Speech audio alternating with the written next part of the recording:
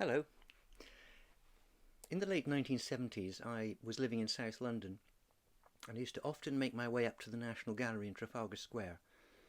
And I would have a sort of inner mental list of the paintings that I would look at each time. And I would go through the rooms quite quickly and flit between them like a bird visiting feeding stations where it knew it had found tasty morsels in the past. And one of the paintings I always stopped at was this one. It's Piero della Francesca's Baptism of Christ, painted probably in the 1440s. It's been hanging in the National Gallery since the 1860s. And it is a painting that is, I think, stunning, almost literally. It does stop you. I can't imagine many people just walking past it and saying, oh, Piero della Francesca's Baptism of Christ, on we go. It's a painting that arrests you and makes you stop and think. It's a big painting. The reproduction we're looking at here, which is also from the National Gallery, 80 centimetres from top to bottom, and if we were to go and hold that up immediately next to the actual painting, this is what we'd see, and there's my reproduction on the left. So it's a big painting, an impressive painting. But I think one of the reasons that it's a painting that stops you is because the painting itself has stopped. Everything in it has stopped.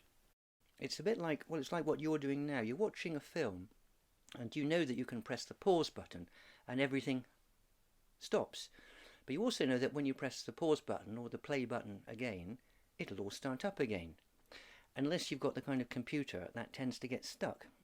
And you press the pause button, everything stops. You keep pressing the button, but it just won't start again. And I feel there's that quality about this painting, because everything in it has come to a stop in a very special way. Look, John the Baptist, apparently moving, yet forever poised. Jesus, so still. The water so fixed, apparently leaving the bowl, but surely never reaching Jesus' head. The dove, always there, hovering. The clouds all obediently in line. Even the Jordan River has stopped flowing, something which in the Old Testament only the eternal God can make happen. And look at this man here. He's been trying to get that shirt off since the 1440s, and he's no nearer succeeding now than he was when he started. And it's this quality of Piero's painting that I think causes people to use words like reflective and contemplative, and to think about the relationship between time and eternity. It is, in a way, an artificial painting, not natural, because everything here is somehow organised, proportionate, measured, unlike life as we normally live it.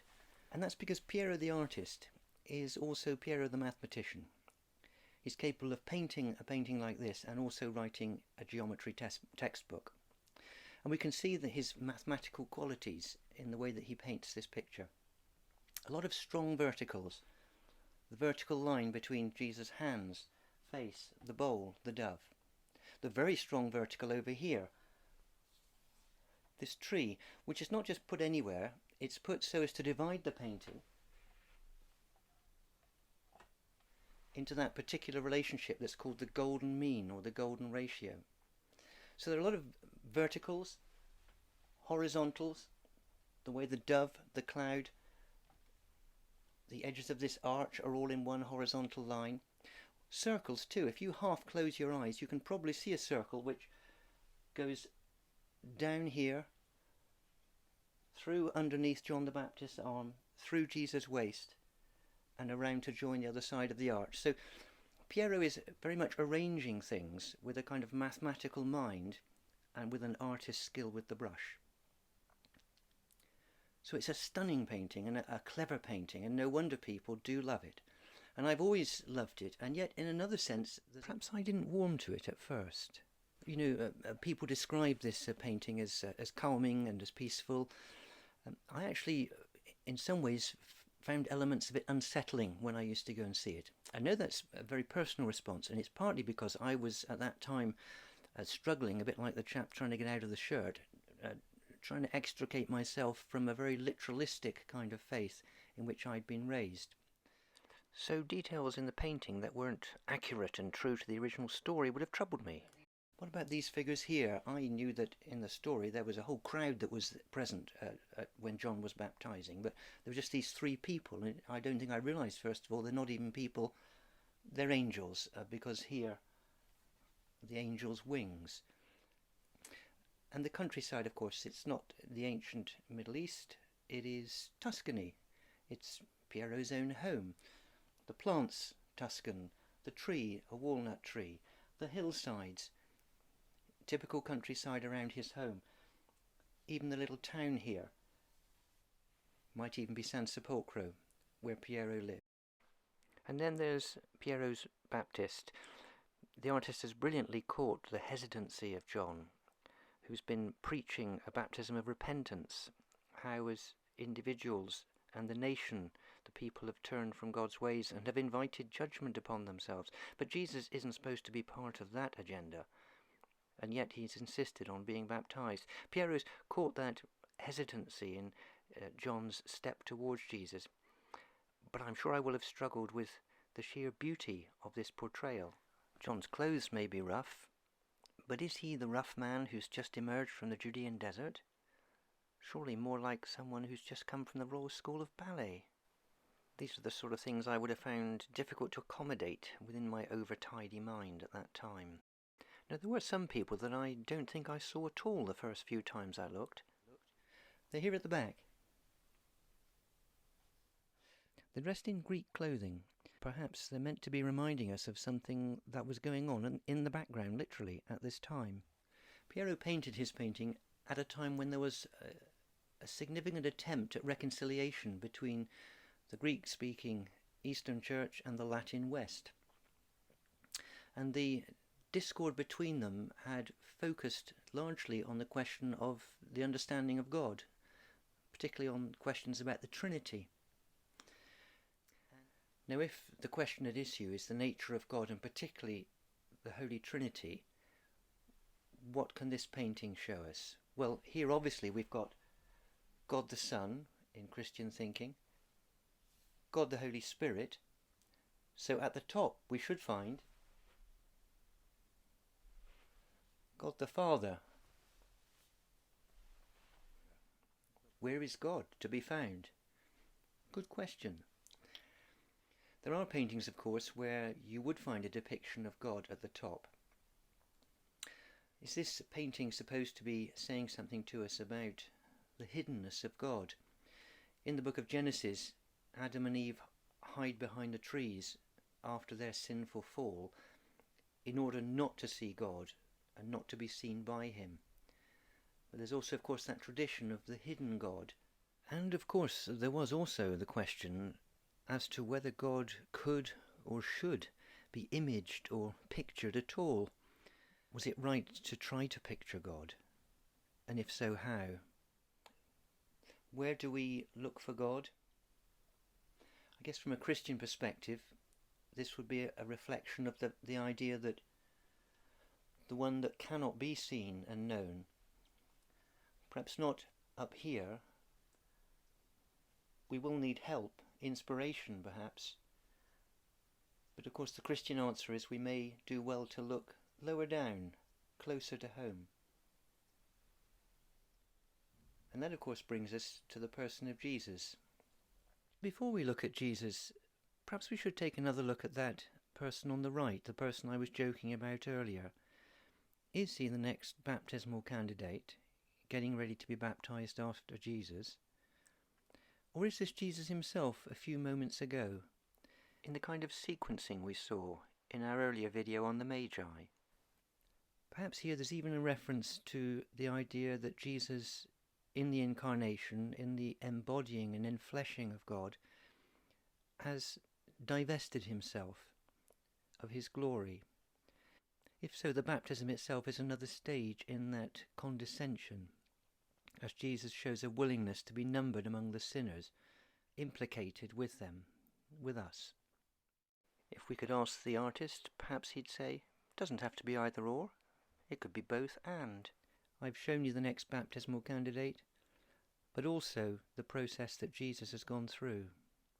And so we come to Jesus himself, and particularly to that face. Perhaps every Christian carries within themselves an inner image of Christ, formed partly from their reading of the Gospels, partly perhaps from listening to other people, partly, I'm sure we'd claim, from our encounters in devotion and worship with the living Christ. I guess for me, the Jesus I see here seemed slightly cold, detached. But as a Christian, I have to also be ready to have my inner image challenged. Some paintings have a figure that looks straight at you, right into you, such that wherever you move in relation to the painting, the eyes of that person seem to follow you. But this isn't one of those paintings.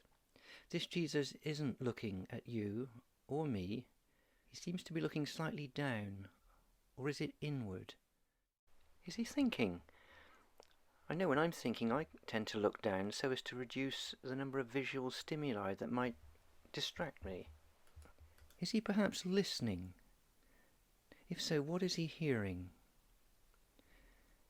Which brings us to the other missing element, which not even a master like Piero could paint, because it isn't visual at all. It's verbal. It's spoken and heard.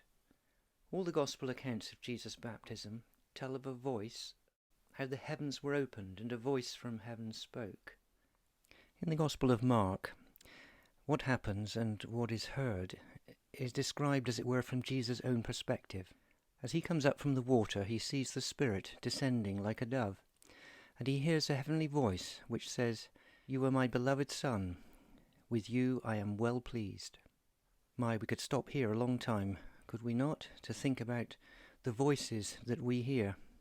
I'm not thinking of those poor dear people who literally hear voices in their head telling them to do this or that, usually destructive action. I'm thinking more of those less dramatic, but still powerful voices that for some of us may be always lurking beneath our conscious awareness. Voices perhaps from our earliest days, words spoken to us or over us, voices that positively gave us confidence and called us forward. "You've done so well, we're so proud of you, you can do this." Voices that painfully but helpfully called us to account, lovingly brought us painful truths, urged us upward to something better. "What you've done is beneath you, you can do better than that." Voices that hinder or hamper us still.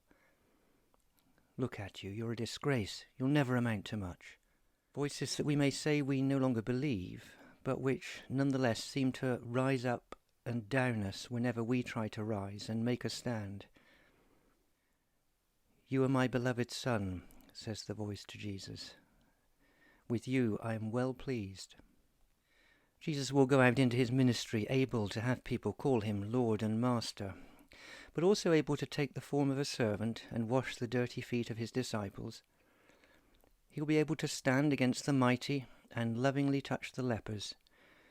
He'll have no need to strive to win the favour of God or of any man or woman. He will minister not out of the need or desire to impress, nor out of an inner insecurity that needs bolstering by human acclaim, but out of the deep well of this awareness of the favour that is already given him, spoken into him in love by the God he will daringly refer to as his Abba, his loving Father. How blessed indeed to live hearing the echo of such a voice in one's heart. In truth, what can matter more than that we should know that we are loved, intended, and that we can give love in return? In Matthew's Gospel, and it's the onlookers who hear a voice in the third person, saying, "This is my Son, the beloved, with whom I am well pleased." How good it is when what we think we have heard inwardly concerning our own calling is also echoed by those around us. It's Luke in his Gospel who tells us that it was as Jesus was praying that the Spirit descended. These hands of Jesus, they seem at first to be closed in a reverent, prayerful action. Many people talk about prayer as if it's a purely inward thing. But if we look more closely, we see how the hands are not fully pressed together at the front nearest us, closed in. No, they're slightly separated, as if his hands are already opening outwards towards the coming ministry in which they'll be used to bless and to heal. And the voiced affirmation that Jesus has received that he is beloved Son of God will be important, because immediately after this baptism, Jesus will be led out by the Spirit into the wilderness to be tempted by the evil one. Another voice will issue temptations that all begin with the phrase, "If you are the Son of God." If. I suspect that most genuine callings, if they're worth anything, will be contested at some point, brought into question, sprayed with doubt, sometimes most fiercely almost as soon as they've been accepted and stepped out into. And Jesus will step out from this water of baptism to engage with the great flood of human sin and suffering, indeed to plunge into that flood himself in a terrible and terrifying death, which he will characterize as another baptism that he must undergo, to be apparently engulfed in those waters and lost. But Piero della Francesca has another great, monumental, heart-stopping painting, a resurrection painting of Jesus emerging from the tomb. Such is Piero's great vision, which does prompt me to ask you, if you can stay a while longer, a question which may take us slightly away from art criticism or even from the painting, but an important one. What do you think you would have seen and heard, and how would you have described it afterwards if you had been present at this baptism of Jesus? I know angels like to be helpful. Let's ask these onlookers to represent different possible answers to that question. Firstly, there are those who tell us we must be objective, rational, follow the facts and the evidence. A man poured water on another man. A dove flew down, just a dove. There was a sound, perhaps the rustling of leaves or the distant rumble of thunder. That's all. And then there are my fellow believers who would protest, no, not a dove and a sound, the Holy Spirit and the voice of God. Well, these two certainly disagree, but they agree on one thing, that it has to be either or. There's no third option. Like the people who told me when I was young that I couldn't believe in the Big Bang and evolution if I believed in a creator God. It had to be one or the other. But is that true? That there's no third option?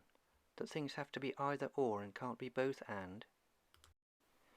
Could a real dove not be also the presencing of the Spirit? Could the voice of God not be discerned in a sound rightly heard? If dissection of the dove and DNA analysis showed nothing but dove, would this settle the matter? Or would it simply suggest that not everything in reality is accessible to that sort of investigation?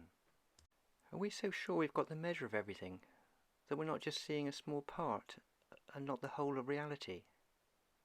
Can it not be that in life, not just in a painting or a video, there can come a moment when everything seems to stop and time stands still, when we see something we hadn't seen before, that things, events can appear to line up, to take a shape or pattern, such that something seems to be newly revealed and seen? Can there not be a kind of evidence which is not the self-evidence of a mathematical equation, nor the public quantifiable evidence of repeated scientific experiments? A kind of evidence perhaps only available for consideration by those already prepared to make a connection with the kind of perspective offered by belief. A connection that may lie just out of reach or beyond the grasp of those who would more narrowly define what it means to be rational. Is there a kind of knowing which is closer to the heart, like something felt, where feeling here means not simply emotion, more something like the intuition of the artist, probing, feeling the surface of wood or canvas through the tip of a brush carefully held and creatively wielded? A kind of evidence and knowing that might accumulate only over a lifetime of commitment, and that might begin in a response to a voice that was heard to say, "Follow me, I've come to bring you life in all its fullness." An evidence and knowing forged and strengthened within a relationship, which itself yields and sustains a particular way of interpreting, of seeing, and of hearing. Didn't Jesus often talk, when he was teaching, about us needing eyes to really see and ears to hear? Ah, but I've surely strayed from our painting. Can only apologise to any genuine art critics out there. Such thoughts belong perhaps in a different video. We must indeed stay within the boundaries and borders, like Piero's clouds, keeping in line and knowing their place. But wait a moment. Piero, what's this? Isn't that arch meant to be a border? Shouldn't that cloud be disappearing tidily behind it? Where are you taking us? Most unsettling. Ah, but of course. Piero, you weren't an either-or man, were you? Not just a mathematician, nor only an artist, but unashamedly and gloriously both. I wonder what this painting made of me when I used to come and see it all those years ago. What was it saying to me? Perhaps, thanks for stopping and coming to have a look again. We've been here since you were last here. We haven't moved. We've kept very still. Maybe you've changed a bit in the interim. So maybe when you look at us now, you see something different. It's not that something's been put in or taken away since you last came. It must be just that you see things differently. But thanks for stopping. And thank you for stopping to look at this painting with me. I hope you've enjoyed what you've seen and what you've heard. Actually, there is another painting I'd love to show you. Shall we do that again sometime? If you've got the time. Okay.